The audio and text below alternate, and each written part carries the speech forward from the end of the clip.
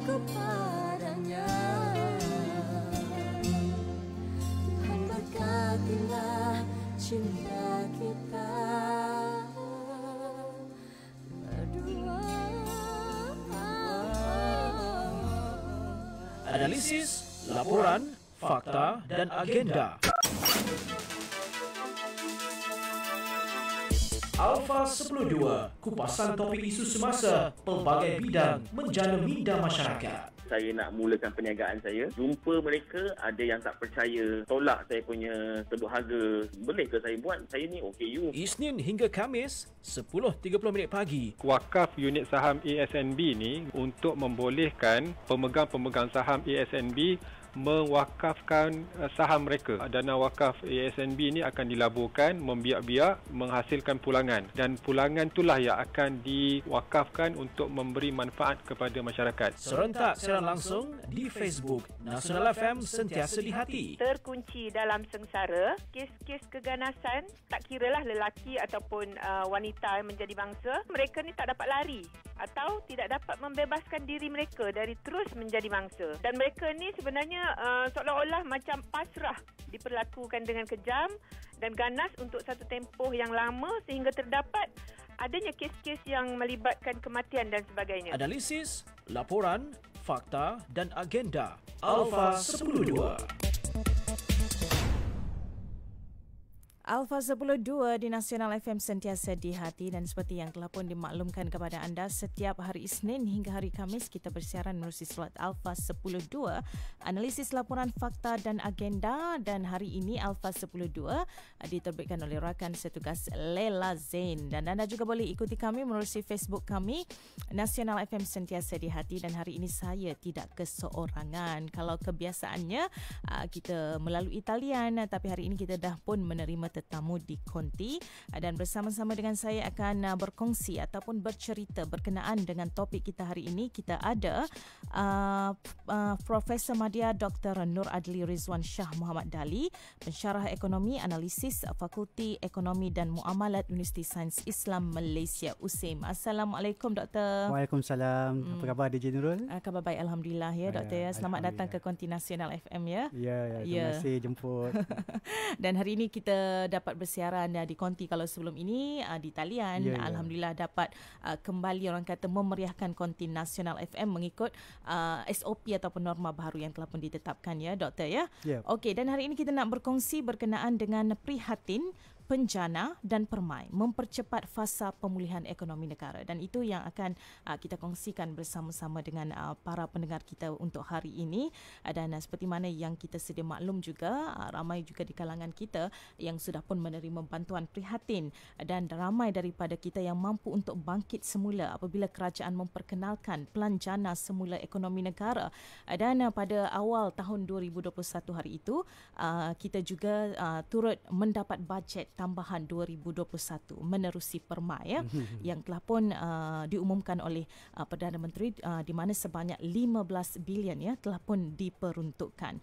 Dan ini sememangnya orang kata membuat kita rasa tersenyum, kerana seperti mana yang kita ketahui sepanjang pandemik COVID-19 ada di antara kita yang mampu untuk menghasil pendapatan luar biasa, dan ada juga di kalangan kita yang orang kata lingkup ya, serta-merta macam sekelip mata. Perniagaan yang dibina sebelum ini orang kata bila semakin meningkat namun akhirnya tenggelam begitu saja. Namun ada di kalangan kita yang mampu untuk bangkit hasil daripada bantuan yang diberikan oleh kerajaan.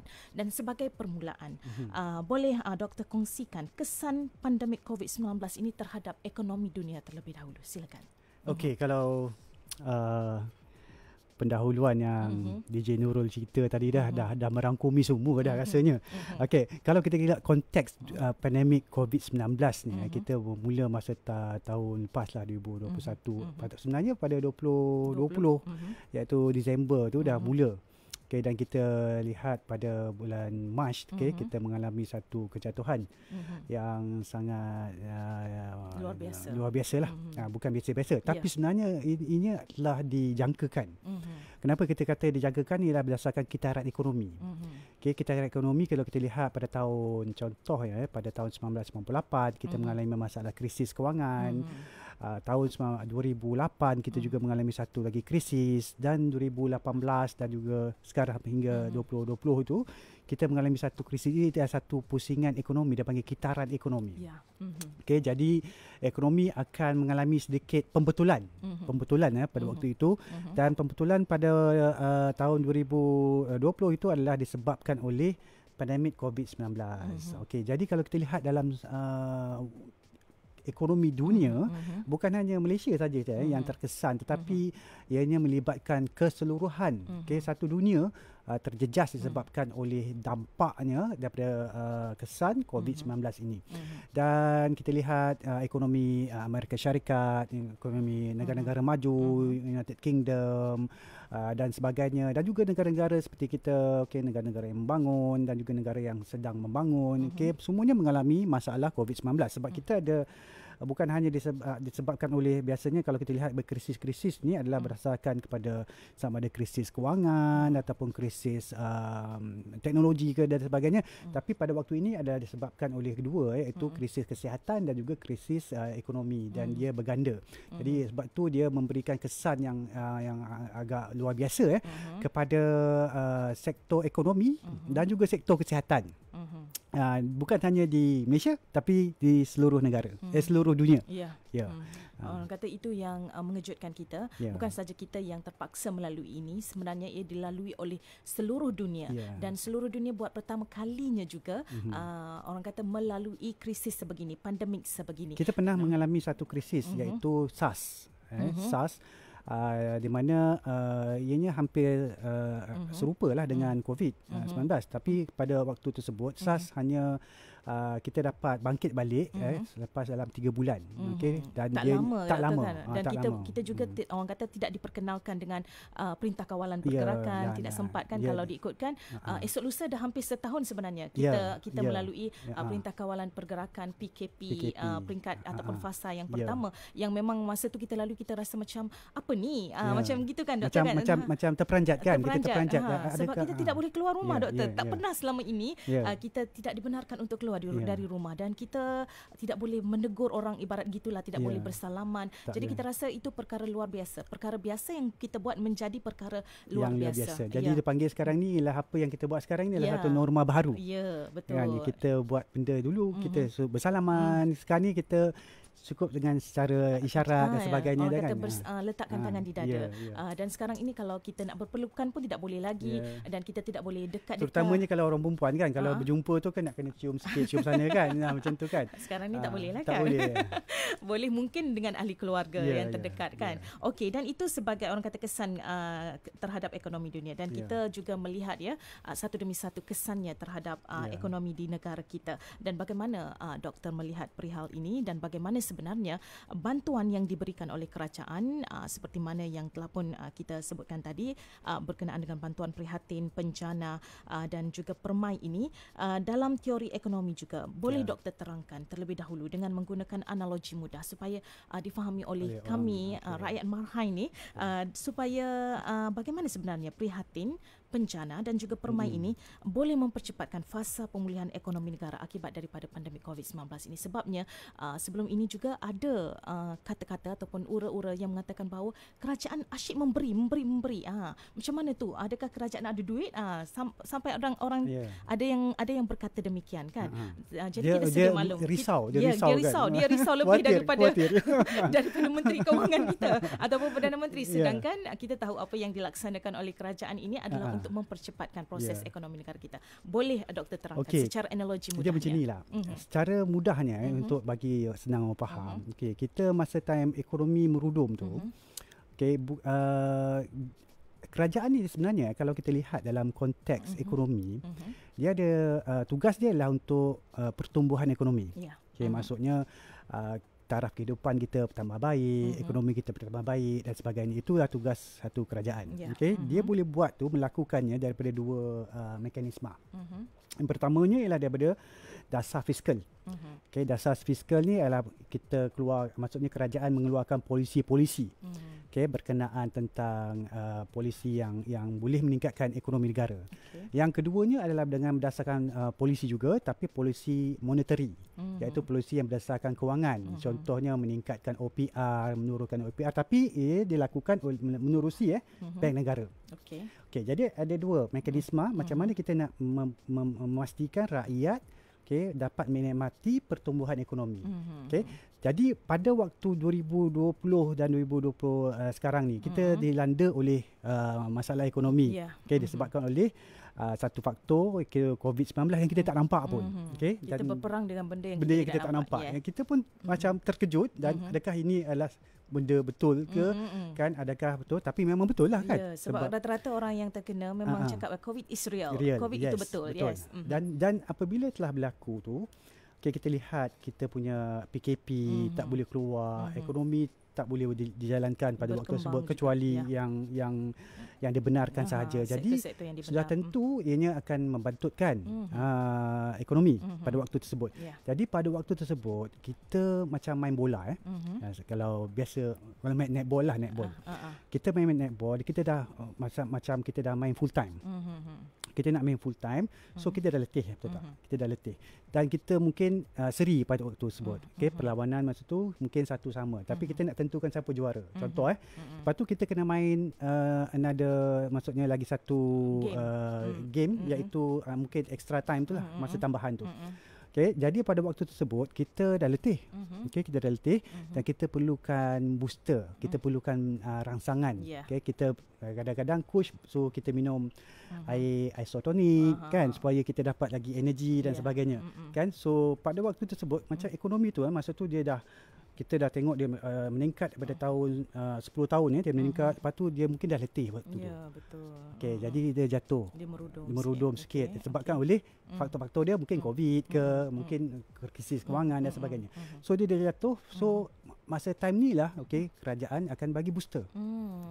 Akan bagi macam coach tadi lah. Coach tu akan bagi nak minum air isotonik ni untuk dapat lagi energi supaya kita boleh meneruskan permainan tersebut.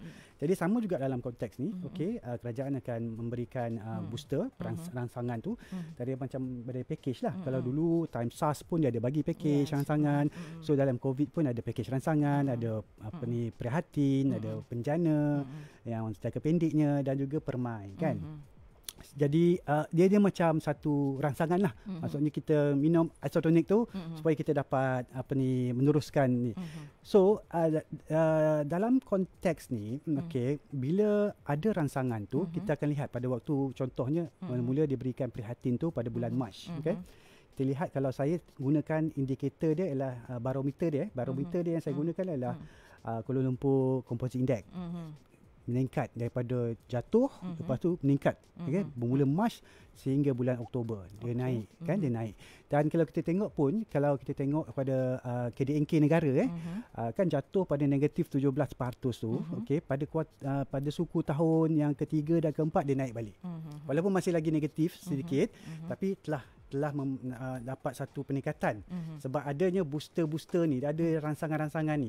Tapi kalau tak ada rangsangan masa tu, contohnya kita dah kena tutup PKP dan sebagainya, tapi tak ada rangsangan, agak-agak apa yang akan berlaku. Ya, betul. Okey, kita akan sambung lagi perbincangan kita selepas ini, Doktor ya. Banyak lagi yang akan dikongsikan bersama-sama dengan anda. Kita berhibur dulu seketika, selepas ini kita akan kembali bersama menerusi Solat Alfa 10.2 bersama dengan tetamu kita hari ini, Profesor Madya Dr. Nur Adli Rizwan Shah Muhammad Dali, pensyarah ekonomi analisis Fakulti Ekonomi dan Muamalat Universiti Sains Islam Malaysia. Tak sanggup ku lafazkan cinta, kena takut hatikan kecewa. Tak sanggup ku ucapkan sayang, bila di hati masih terbayang. Dilukai ketika dulu dia masih menghantuiku. Sudah ku rasa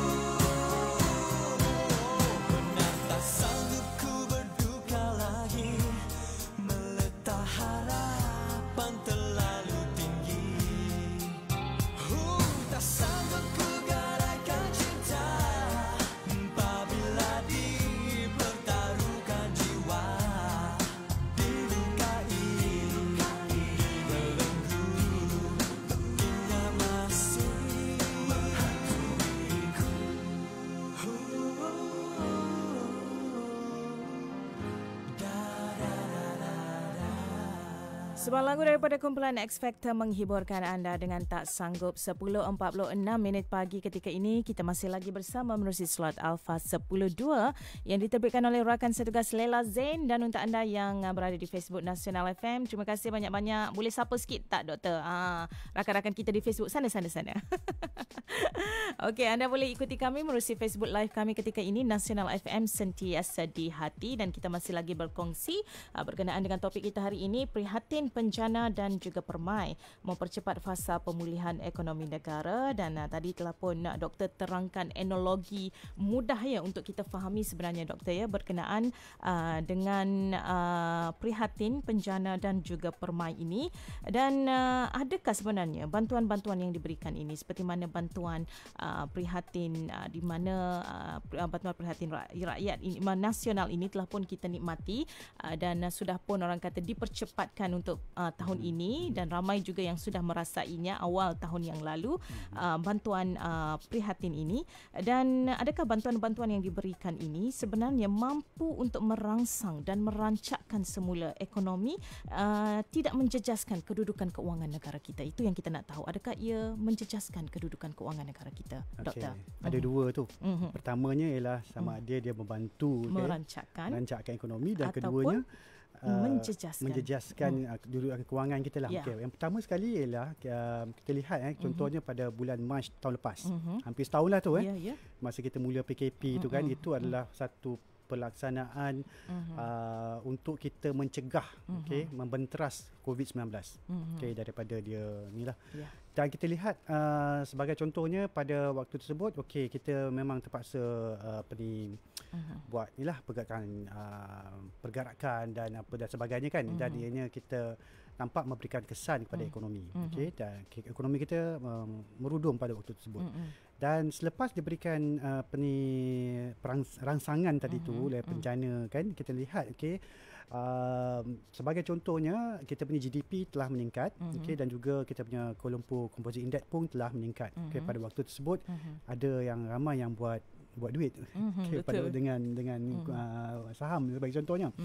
Dan terutamanya sektor-sektor seperti sektor kesihatan, glove, sarung tangan dan sebagainya, top glove dan memang masa itu meningkat kan, dan ada yang inilah melabur dalam situ dan sebagainya lah. Dalam konteks tu nak kata adakah ia merancakkan pertumbuhan ekonomi? Ya, ia berdasarkan sektor. Sektor yang berbeza-beza. Dan sekarang ni kita lihat sektornya berubah kepada sektor-sektor yang lain yang dulu mengalami masalah, sebagai contohnya sektor pelancongan dan sebagainya. Sekarang ni sektor pelancongan pun dah mula. Kerajaan telah pun ambil inisiatif untuk menaikkan sektor pelancongan. Kita nampak dia dah ada peningkatan. Dan ada yang tanya kan, sama ada ni kerajaan nak duk bagi bencana, nak bagi prihatin, duk bagi permai ni, duit ada ke tak kan? Pertama dari segi duit tu, kalau kita lihat negara lain sebagai contoh, kita lihat Amerika Syarikat, dia bagi 1 trilion sebelah mata je. Sebelah mata je dia bagi kan. So maksudnya besar. Tapi kalau kita nak bandingkan kita dengan dia, tak boleh lah. Kita kena tengok poket kita. Kita kena tengok kita punya apa yang kita boleh, kita mampu. Jadi dalam konteks ni memang kalau kita nak tengok US dia bagi peruntukan sangat besar, tapi rakyat dia 300 juta. Kita 30 juta aja. Dan kita pun bagi boleh dikatakan banyak jugalah, dalam 300 lebih bilion ringgit Malaysia. Dan adakah kita mampu atau tidak? Sebenarnya apa yang kerajaan buat ni adalah berdasarkan kemampuan, berdasarkan dia punya maksudnya poketnya okey ke tak kan, dia mesti nak bagi tu mesti berdasarkan kemampuan. Jadi memang telah dilihat dari situ segi kemampuannya memang boleh. Kita tak bolehlah kita nak jadi macam Amerika Syarikat dan sebagainya, sebab memang dia satu kuasa besar. Dia mempunyai bajet belanjawan dia pun besar kan. Dan kalau kita negara yang kecil yang sedang membangun, kita adalah bersesuaian lah dengan peruntukan yang diberikan tersebut. Walaupun pada waktu mula-mula macam contohnya pada bajet 2021 iaitu antara bajet yang terbesar sebanyak 322 bilion tak salah saya. Pada waktu tersebut saya menjangkakan lebih besar. Tapi apabila dia bagi 322 bilion sebagai contoh, itu dah maksudnya itu berdasarkan kepada kemampuan kerajaan pada waktu tersebut. Dan kita sedia maklum juga yang banyak diperuntukkan adalah bidang perubatan. Dia ada 3 perubatan sebenarnya. Pendidikan ya. Dia kalau kita lihat peruntukan-peruntukan sebelum ni kan, tak pernah sebelum ni ada satu peruntukan yang dinamakan peruntukan COVID. Jadi kalau kita tengok peruntukan daripada segi belanjawan dan sebagainya, kita ada peruntukan belanjaan mengurus dan juga belanjaan untuk pembangunan. Okey, tapi yang specialnya pada tahun 2021 sebagai contohnya, kita lihat ada satu peruntukan itu untuk COVID-19.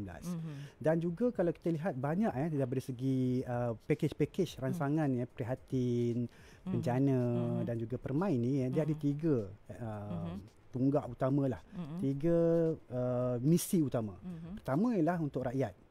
Okey, yang untuk rakyat, untuk mensejahterakan rakyat ni. Okey, macam mana yang terkesan dan sebagainya, okey, macam mana nak bantu balik. Okey, yang tu yang pertama. Itu kita kena pastikan rakyat mesti terbela. Okey, yang keduanya ialah dia membantu syarikat IKS. IKS ni melonjakkan perniagaan. Melonjakkan perniagaan. Sebab ini penting. Sebab dalam sektor ekonomi kita ada 3 yang paling penting tu, iaitu pengguna, kerajaan dan juga firma kan. So kita nak pastikan yang firma ni adalah dapat meneruskan kelangsungan. Okey, sebab ialah masa PKP dan sebagainya, dia orang terpaksa tutup kedai kan. Jadi macam mana nak beroperasi, nak bayar gaji dan sebagainya. Dan ini memerlukan bantuan. Dan yang ketiganya ialah untuk memastikan kelangsungan ekonomi. Ekonomi terus bergerak kan. Sebab itulah kita lihat bagaimana package ni boleh membantu kan untuk merangsang ekonomi. Itu antara terasnya ataupun apa yang perlu untuk kita tahu berkenaan dengan segala bantuan yang diberikan ini. Okey, pandangan doktor sendiri berkenaan dengan kedudukan ekonomi negara kita sekarang berbanding dengan negara-negara lain setelah kita hampir setahun PKP, PKPP, kembali PKP dan sekarang ini masih lagi dalam fasa PKPP. Walau bagaimanapun banyak sektor telah pun dibuka dan kita pun telah mengalami kelonggaran, walaupun ada sesetengahnya masih lagi bekerja di rumah, tapi anak-anak kita mula melakukan rutin harian mereka dalam norma baharu. Jadi pandangan doktor sendiri yang doktor boleh kongsikan bersama dengan kami berkenaan dengan kedudukan ekonomi negara kita sekarang berbanding dengan negara-negara lain yang mungkin sama tarafnya dengan kita. Okey, kalau kita lihat, dan saya ada buat sikitlah sikit perbandingan baru je buat pagi tadi. Perbandingan antara negara-negara sebagai contohnya Thailand, Indonesia, Singapura, United Kingdom, Amerika Syarikat pun juga, Turki dan sebagainya kan. Kita lihat kita berbanding kita ni di tengah-tengah tau. Di tengah-tengah. Maksudnya kita ada 2 kelompok yang tinggi, yang rendah. Okey. Contohnya Singapura, di bawah kita, United Kingdom di bawah kita dari segi carta lah. Okay, dari segi peningkatan. Tapi kita memang di bawah mereka lah. Amerika Syarikat mempunyai, dia punya volatility tu, kemerowapan dia tu, dia turun pun masa time COVID tu memang dia turun lagi jauh, lagi turun, merudum dia lagi tu, tapi dia naik pun cepat. Okay. Dan Indonesia kita lihat mempunyai satu lonjakan yang sangat tinggi. Ini beza sebab Indonesia kalau kita tengok macam mana dia orang ni boleh melonjak tinggi, disebabkan oleh penduduk ramai. Ya, betul. Pertama, kalau kita lihat macam mana kita nak kira pendapatan negara, kalau kita tengok daripada segi penawaran modal dan juga labor, iaitu tenaga buruh, dan juga mungkin disebabkan teknologi. Jadi macam di Indonesia tu tenaga buruh dia ramai. Jadi disebabkan mereka memang tenaga buruh ramai, dan juga modal FDI ataupun dia punya FDI ni ialah pelabur asing masuk ke dalam tu, maka disebab itulah lonjakan mereka sangat tinggi. Okey, dia punya lonjakan dia tinggi berbanding dengan negara kita. Okey. Dan juga disebabkan kemasukan FDI ini juga membawa masuk teknologi. Jadi sebab tu Indonesia kita nak banding memang susahlah sikit. Indonesia Thailand, dan Amerika Syarikat, Turki dan sebagainya, itu adalah dipanggil satu kumpulan yang atas. Dia punya kenaikan ni tinggi. So kita ni pula di tengah-tengah. Di tengah-tengah. So maksudnya dari segi taklah terlalu atas, tapi taklah bawah. Ya. Tapi Singapura masih di bawah kita lah. Okey. Dari segi saya tengok daripada segi carta lah, dari segi technical analisisnya. Dan mengikut kepada bantuan-bantuan yang diberikan itu, ya memang membantu untuk kita memberikan lonjakan. Sebab kita lihat setiap kali diberikan suntikan daripada kerajaan sebagai contohnya Penjana tu dan sebagainya tu, dianya memberikan satu lonjakan kepada ekonomi kita. Okey. Dia naik sikit. So kita sebab ada pemulihan ekonomi ni ada 4 jenis. Okey, yang pertamanya berbentuk V, okey, ada yang berbentuk W, dan ada yang berbentuk L, dan ada yang berbentuk U. Jadi sekarang ni kalau kita lihat kita dalam proses pemulihan yang berbentuk V. Berbentuk V, dia naik macam tu. Jadi sebab tu bila contohnya masa time awal tahun tu, kita macam susah sikit tau dekat ada satu macam bila dia ada satu rintangan dia kan. Jadi masa tu dia berikan rangsangan permai. Okey. Jadi dia sekarang dah dia naik lagi sikit. Itu sebenarnya yang perlu untuk kita lihat lah apabila bantuan ini diberikan, ada lonjakan, sedikit lonjakan. Dan kita mengharapkan agar lonjakan itu akan sentiasa naik. Dan akhir sekali dapat terus merangsang ekonomi negara kita lah. Betul doktor ya. Mungkin ada sedikit kata-kata terakhir yang mungkin boleh dikongsikan, ada luangan masa selama 2 minit saja lagi doktor untuk mungkin ada sedikit pesanan titipan, mungkin waktu ini adalah waktu yang terbaik untuk membuat simpanan ataupun terus merangsang ekonomi. Bagaimana doktor? Kalau waktu begini ialah satu, mungkin kita melihat satu peluang kepada kita pada waktu macam ni. Kita mungkin boleh melihat banyak peluang di hadapan kita ni pada semasa kita berada dalam krisis.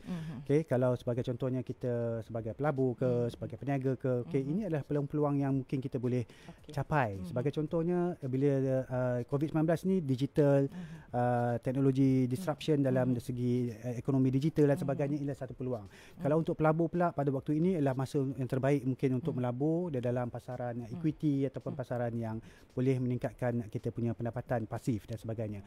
Jadi kita lihat sesuatu itu walaupun ianya memberikan kesan, tetapi dia ada juga positif side dia yang perlu kita lihat. Dan kita sentiasalah kena bersifat ataupun mengambil sesuatu itu dengan positif, kerana apa yang telah berlaku ni adalah satu mungkin rahmat daripada Allah Subhanahu Wa Taala, dan kita kena meneruskan kehidupan kita untuk macam mana kita untuk memastikan kehidupan yang lebih baik pada masa akan datang.